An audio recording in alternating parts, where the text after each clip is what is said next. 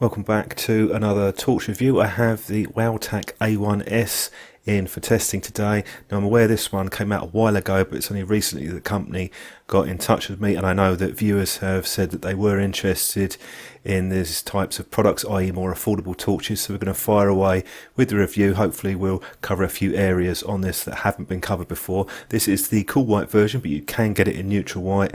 Very basic package, but you get a couple of spare O-rings, a short micro USB cable, that's for charging on the battery, and you also get the clip included too. There's no holster or any other accessories with this. Quick look at the user manual. This has 4 power levels and we have 2 strobe modes on the A1S, and it just lists out the operation, which I'll show you myself, but that's there for reference purposes. Size on this, pretty much a standard size, just over 13.5 centimeters long. Very classic design, this one, but they've done a decent job with the finishing. This is anodized, but it's not the type 3 anodization that you get on some of the more expensive torches. But the fit and finish does feel very good. There's no obvious issues with the machining, and it also seems to be robust enough as well. So as far as the switches go, nice positive action on the side switch, a very firm definite click, and this is using a CREE XP-L V6. It does have the coated glass, you'll see. Just show you reflection there. It's sort of a purplish hue, a bit like a camera lens where they put the coating on. It just increases the light transmission. Nice bit of knurling on the body and on the tail cap, so it gives you a decent bit of grip with this. And you also have some cutouts there for wrist strap, and the button is just below that, so you don't get a strap with this wrist strap, but that's something that you could always add yourself. Obviously we're in a budget segment, so they're trying to balance giving you enough capacity on the battery. This battery has 3,400 milliamps an hour, and keeping the build quality up with a spring on the base. And this is the battery. You'll see it's a USB rechargeable, so you just plug directly into that, and I will be doing some tests on this later on. Haven't seen anybody do any tests, just want to see how it performs. A fraction longer than the other 18650s that I have, only about 1 millimeter in it though. And you can also unscrew the head with this. You'll see the O-ring there, and that has a spring too, so it's perfectly fine to use flat top cells with this. Aluminium is quite thick as well.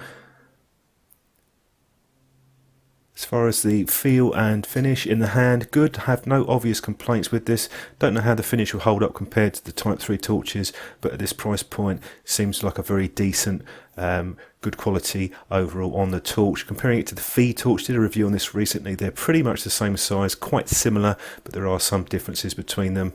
For example, the feel on the switches, and it's also a larger switch on the Phi torch. Nothing significant though. We'll have a look at the power in a while. The UI, very simple, base tail switch, just momentary on for a half press, and then it's on or off full press, and it remembers the power level that it was set at previously for both the momentary and the on. Side switch, if you press it within 2 seconds of changing the power level, it goes through the power levels and then into the SOS mode after the turbo. I would prefer the SOS to be mapped out of that, but that's a point to make on that. And if you press after 2 seconds, in other words leave it longer, it drops down to the lowest level. Not 100% sure why they've done that, but the UI seems to work pretty well in most cases. You don't have an instant access to turbo or some of the other fancy features that you get with the more premium ones, but the UI is perfectly fine, I think. And if you want to get to the strobe, if the torch is on, just push and hold the side switch. So that works quite well for me as well. So not too many complaints on that, apart from really the SOS being on the main power level. That's something that I would change. Just to put the clip on, just to show you, you only have one position that you can put this clip on. It's not a dual position, but quality feels decent enough on that, enough retention on it, so it will stay in place. And as it's crenulated bezel, you'll be able to see if you have left the torch in, and it's pretty stable for a base or tail stand.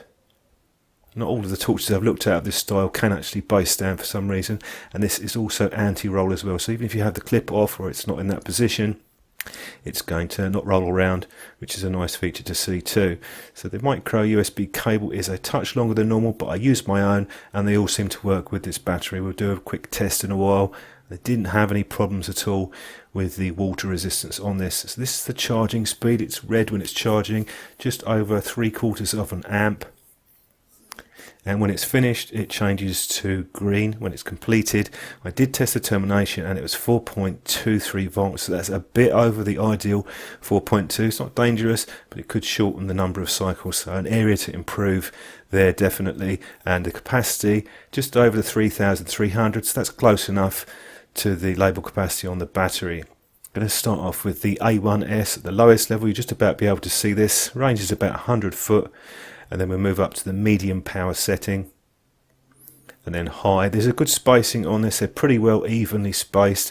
Don't have any complaints with this. And the top power setting, plenty of brightness there. You have a mixed beam pattern with this. So you have a hot spot in the middle with a smooth reflector and a decent bit of spread. Feed torch is pretty similar. There's not a huge difference between them. You can see it's a little bit cooler. Slight difference in the beam pattern. There's not much in it in terms of the output. They're pretty close, and I've just put the Olight M2R Warrior in there. You can see it's quite a bit warmer, even though this is the cool white version. The Olight seems to spread out the beam a bit more. That's due to the texture reflector. The output probably is a bit higher on the M2R Warrior. It's just the beam pattern is slightly different compared to the other torches. So what I'll do now is run through some more beam shots, and then we'll come back with a few thoughts and a conclusion at the end.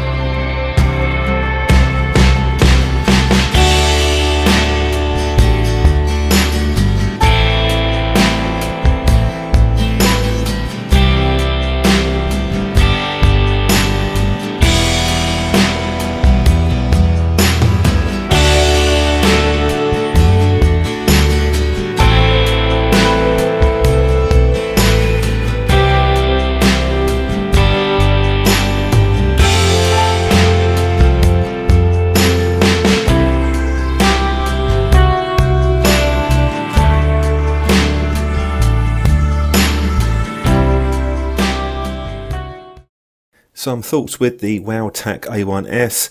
Now overall I'm quite happy with this. They've done a nice job, particularly at this price point, and it's quite an important price segment as well, the budget stroke affordable torches. A lot of people just want a torch which is easy to use, good power output, and they don't have to buy anything extra. So as you have the micro USB charging on the battery, you've got pretty much everything you need in terms of the basic stuff to get going, and it's competitive with its rivals. So I think it offers quite a lot for the price point They've obviously tried to balance things out with what they've included without compromising the build quality or the output. And you also get a high capacity cell, which you don't always get on a lot of the budget torches. In fact, they're usually 2600 milliamps hour if you get a cell at all. Some of the torches you don't. But there are a couple of points that I would tweak. The lowest output I prefer to be a bit lower. It's just a bit bright for up close work. Tweak the charge termination down to the ideal 4.2. It's a touch over, and I would take the SOS out of the main power level. I don't like strobes that are in the